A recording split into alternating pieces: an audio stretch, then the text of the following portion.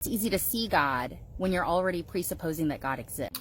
In this video, Kristi claims that you will only think that evidence points to God if you start with that presupposition. Okay, Kristi, if that's the case, why are there so many people who were once atheists but later became religious because they saw evidence? There's a long list of such people. Anthony Flew was an extremely outspoken atheist for most of his life and regularly debated with theists. However, later in his life he became a theist and cited developments in our understanding of the structure of the cell for his conversion. C.S. Lewis was an atheist for a significant portion of his life and later converted to theism and later Christianity because of intellectual reasons. Lee Strobel is a famous atheist who converted to Christianity after researching the New Testament.